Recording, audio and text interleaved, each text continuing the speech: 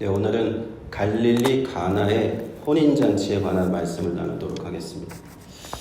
혼인잔치에 숨어있는 깊은 영적인 의미를 우리가 깨닫고 우리의 삶에 혼인잔치에서 일어났던 이 물이 포도주가 되었던 이런 큰 기적과 표적이 일어날 수 있기를 축원합니다. 헐째 되던 날에 갈릴리 가나에 혼례가 있어 예수의 어머니도 거기 계시고 예수와 제자들도 혼례의 청함을 받았더니 포도주가 떨어졌다. 예수님의 어머니가 예수에게 이르시되 저들에게 포도주가 없다. 이렇게 됐습니다. 예수님께서 제자들을 부르셨을 때 그리고 본격적으로 하나님 나라의 사역을 시작하셨을 때 이제 딱 거기서 시작할 때 갈릴리 가나에 결혼식이 열렸다는 거예요.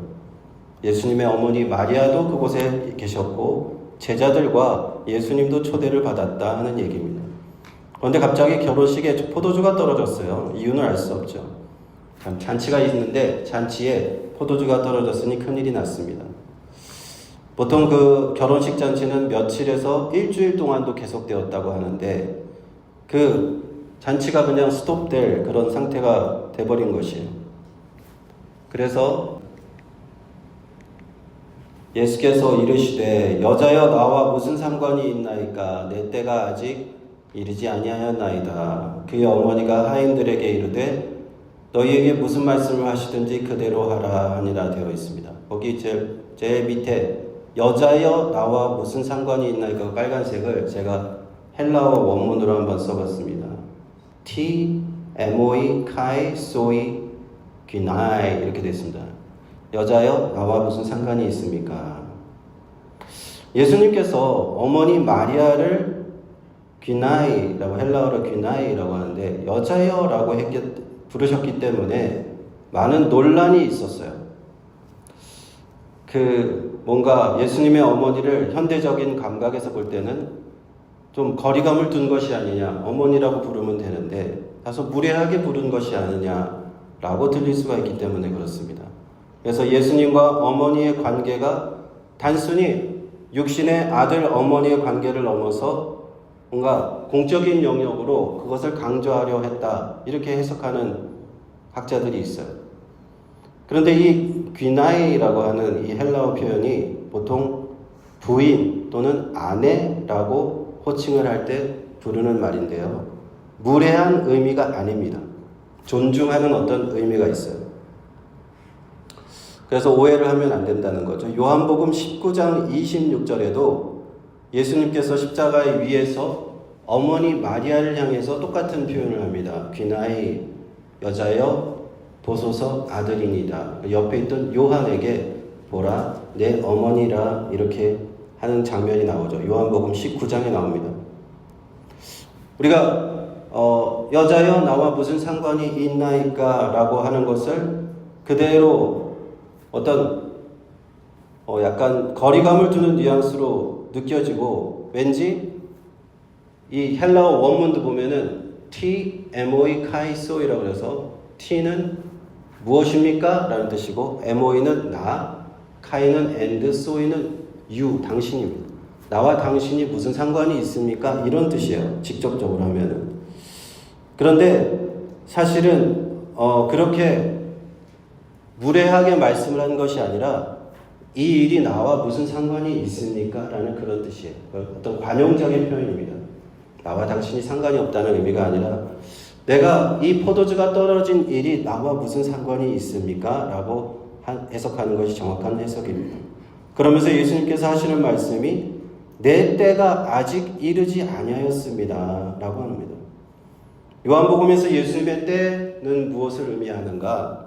그것은 바로 예수님께서 죽으시고 부활하셔서 십자가에 죽으시고 영광스럽게 부활하실 그 때를 의미하는 거예요. 하나님 아버지께서 정하실 그 때가 아직은 이르지 않았다라는 그 얘기를 하고 계시면서 이 말씀을 하신 겁니다. 그러자 그 어머니 마리아는 하인들에게 이렇게 얘기를 하죠. 너희에게 무슨 말씀을 하시든지 그대로 하라. 마리아는 어떤 생각으로 이런 말씀을 했을까요? 어떤 것을 시키든지 그대로 해라. 아마도 자신의 아들이었던 예수 예수님께서 하나님의 아들 메시아 그리스도이심을 이미 알고 있었다는 것을 우리는 간접적으로 알 수가 있는 것이죠. 6절을 보면요. 거기에 유대인의 정결 예식을 따라 두세 통 드는 돌 항아리 6이 놓여 있는지라. 예수께서 그들에게 이르시되 항아리에 물을 채우라. 아귀까지 채우니 이제는 떠서 연회장에 갖다 주라 하심에 갖다 주었더니 라고 되어 있습니다. 돌 항아리 6개가 놓여 있었어요. 두세 통 들어가는 항아리 6개였어요. 영어 번역에서는 20 or 30 gallon이라고 되어 있습니다. 20, 30 갤런이 들어가는 그런 항아리. 리터로 따지면 한 100리터 정도 들어가는 돌 항아리가 6개 거기 있었어요. 이 항아리의 용도는 무엇이었을까요? 율법에 따르면요, 이 유대인들은 철저하게 정결 예식을 지켰습니다. 정결 예식은 집안으로 들어갈 때마다 이 항아리에 있는 물을 손에 부어서 그것을 씻는 것이, 그리고 그릇들도 이 물로 씻어서 예식을 지키는 것, 이것이 유대인들의 모습이었습니다.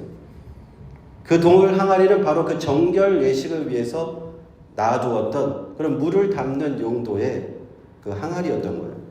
거기다가 음식을 담거나 마시는 물을 담는 용도는 아니었어요.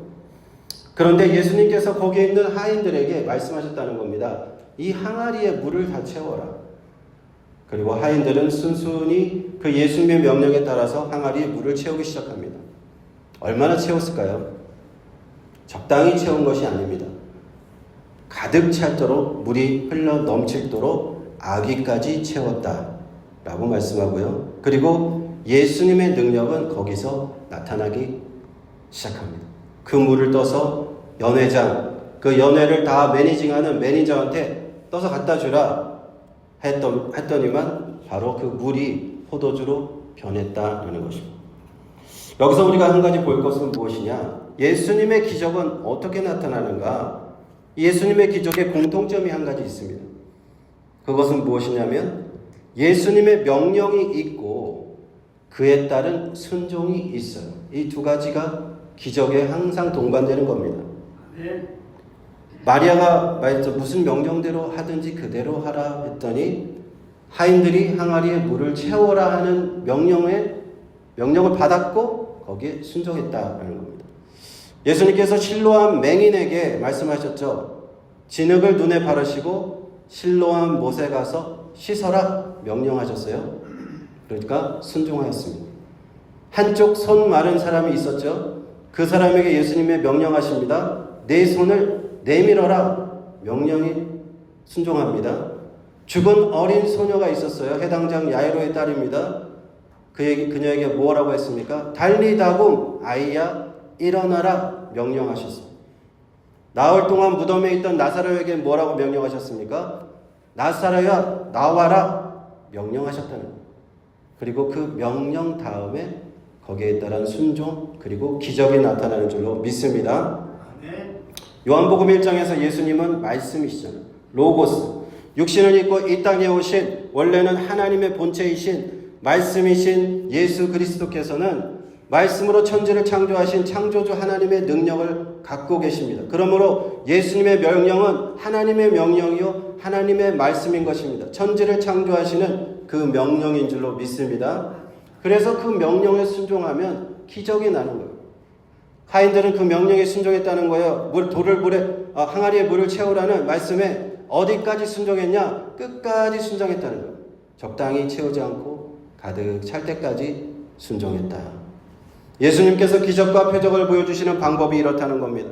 창조적인 능력을 가진 예수님은 우리에게 명령을 하십니다. 그리고 그 명령을 들은 사람은 거기에 따라서 순종할 때 그 기적이 일어난다는 것이 중요한 겁니다. 사랑하는 성도 여러분, 주님의 기적이 일어나는 것을 보기를 원하십니까? 그렇다면 주님의 명령에 순종하시기를 바랍니다. 때때로는요, 그 명령이 참 상식적이지 않을 수가 있어요.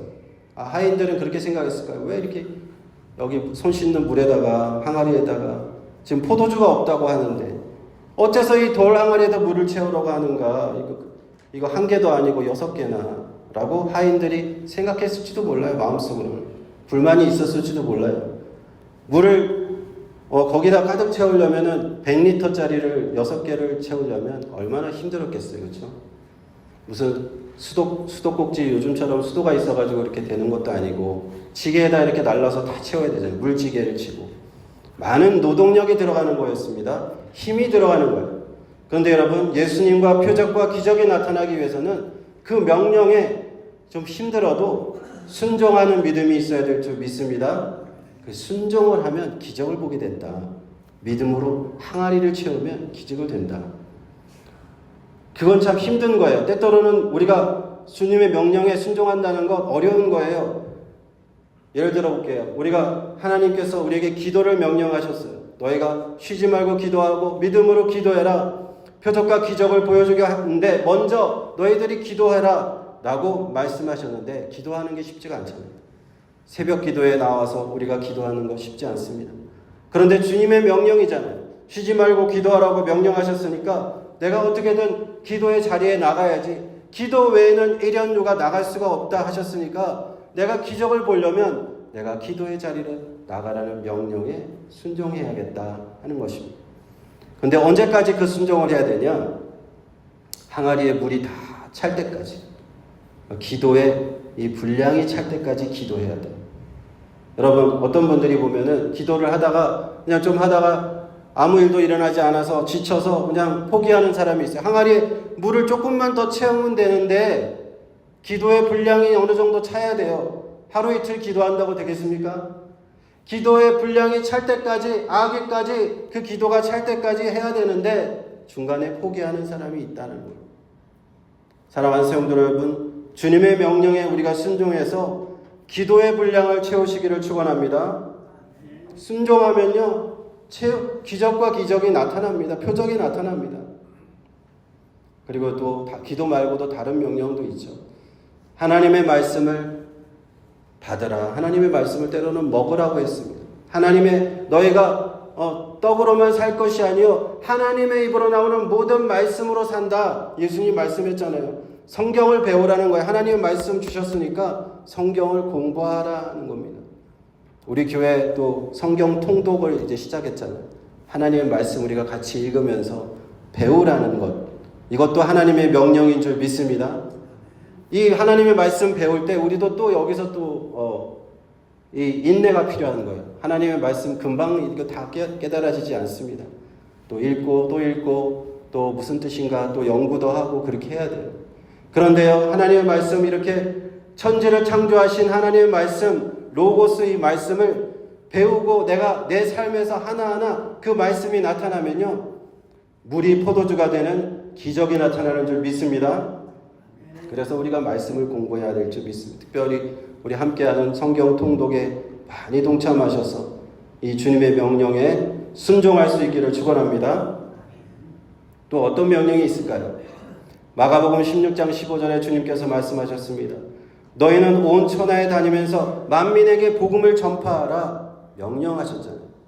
때를 얻든지 못 얻든지 그것 때가 되든지 안 되든지 말씀에 우리는 순종해야 돼요. 기적이 나타날 때까지 말씀을 한두 번 전했다가 안 된다고 해서 이제 안 되는가 보다 하고 포기하지 말고 이 항아리에 물을 채우는 심정으로 예수님께서 말씀 전하라고 했으니까 조금이라도 더 전해야지 하고 그렇게 우리가 순종할 때 이 물이 포도주가 되는 기적이 일어날 줄로 믿습니다. 구원의 기적이 일어날 것입니다. 우리가 순종할 때 치유의 기적이 일어납니다. 우리 교회가 부흥하는 기적이 일어날 줄 믿습니다. 9절을 봅니다. 연회장은 물로 된 포도주를 맛보고도 어디서 났는지 알지 못하되 물떠온 하인들은 알더라. 연회장이 신랑을 불러 말하되 사람마다 먼저 좋은 포도주를 내고 취한 후에 낮은 것을 내거늘 그대는 지금까지 좋은 포도주를 두었도다 하니라 되어 있습니다. 연회장, 그 연회를 맡았던 그 매니저가 포도주를 맛을 보고 놀랬다는 거예요. 이거 어디서 났지? 어디서 이 포도주가 났는지 알지 못했다. 그리고 지금까지도 이 좋은 포도주를 내지 않았다는 사실에 놀랐어요. 많은 사람들이 그 가나의 혼인잔치에 있었습니다. 그런데 놀라운 사실은요, 그 대부분의 사람들은 그 기적의 포도주를 맛을 보고도 그것이 어디서 났는지 몰랐어요. 연회장 또한 몰랐습니다. 신랑과 신부도 몰랐겠죠. 다른 하객들도 몰랐을 겁니다. 그런데 저기 빨간 글씨로 있는 누구만 알았겠습니까? 물떠온 하인들은 알았다 하는 겁니다. 그리고 예수님의 어머니와 제자들은 알았다는 겁니다. 이게 참 놀라운 말씀인데요.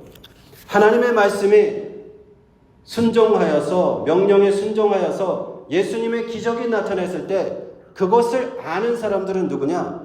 바로 그 항아리에 물을 채운 그 사람들, 그 명령에 순종한 사람들만 안다는 겁니다. 지금 우리 삶 속에서 예수님의 표적과 기적이 일어나는데, 하나님의 역사가 지금 나타나고 있는데 대부분의 사람들은 그것이 하나님의 기적인 줄 모른다는 거예요. 누가 아느냐? 오직 순종한 사람만이 그것이 기적인 줄 아는 줄로 믿습니다. 기도하라고 하신 그 명령에 순종하여서 기도한 사람만이, 말씀을 공부하라는 그 명령에 순종해서 말씀을 공부한 사람만이, 그리고 전도하라는 그 명령에 순종해서 전도한 사람만이 그 전도 기적이 나타날 때 이것이 정말 주님이 주신 기적이구나 하고 안다는 거예요. 순종하지 않은 사람은요, 아무리 어떠한 기적이 일어나도 귀신이 떠나가고 치료가 되고 막 하나님의 역사가 나타나도 기적인조차도 모른다는 거예요. 연회장처럼 이 포도주가 어디서 났지? 그냥 이거는 다 하나님의 역사가 아니다라고 생각하는 거예요. 그냥 우연이 돼서 하나님이 병을 치료해 주셔도 그냥 우연히 난 거야. 병원에서 잘 치료했겠지. 운이 좋았어. 라고 생각한다는 거예요. 그러므로 우리가 예수님의 기적을 보고 기적으로 깨닫는 것이 영적인 축복인 줄로 믿습니다. 한번 따라해 볼까요? 예수님의 기적을 보고 기적으로 깨닫는 것은 영적인 축복입니다. 우리는 이 영적인 축복을 누려야 돼요. 내 주변에 있는 사람은 이 영적인 축복을 누렸는데 나 혼자만 그걸 몰라서야 되겠습니까? 내 옆에 있는 사람은 하나님의 기적을 보고 이것이 기적이라는 걸 깨달았는데 나만 몰라서야 되겠습니까? 그래서는 안 되는 거죠. 우리 모두가 이 기적을 깨닫는 영적인 축복이 있으시기를 주님의 이름으로 축원합니다. 그리고 11절에 예수께서 이 첫 표적을 갈릴리 가나에서 행하여 그의 영광을 나타내심에 제자들이 그를 믿으니라 하여서 하는 것입니다.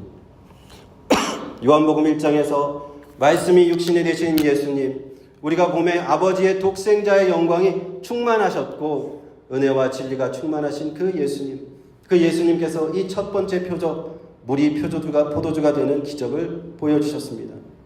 예수님께서는 우리 삶에 이 충만한 기적을 채워주실 수 있는 분임을 보여주신 거예요. 로고스이셨고 하나님이셨기 때문에 말씀으로 모든 것을 행하실 수 있는 것입니다.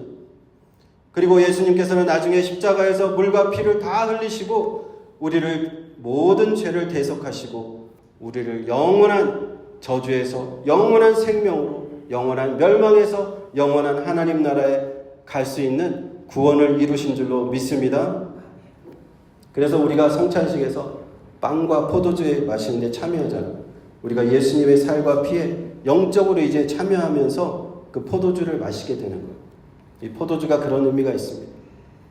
우리는 오늘 하루도, 오늘 주일 이 말씀을 들으면서 우리 주님이 보여주시는 이 표적과 기적이 우리 삶에 나타나기를 원합니다. 우리의 2025년도 나의 가정과 나의 개인과 우리 교회에 나타나기를 원합니다. 내가 하는 모든 일 가운데 이 갈릴리 가나의 표적, 물이 포도주가 되는 놀라운 하나님의 기적이 나타나기를 바랍니다. 이것을 위해서 우리 순종하기를 바랍니다. 하나님 앞에 내가 순종하겠습니다. 하나님 어떠한 명령을 내리시든지 주님 순종하며 나가겠습니다 하고 우리 예수님 앞에 다시 한번 다짐하면서 믿음으로 결단하는 저와 여러분 되시기를 주님의 이름으로 축원합니다. 기도하겠습니다.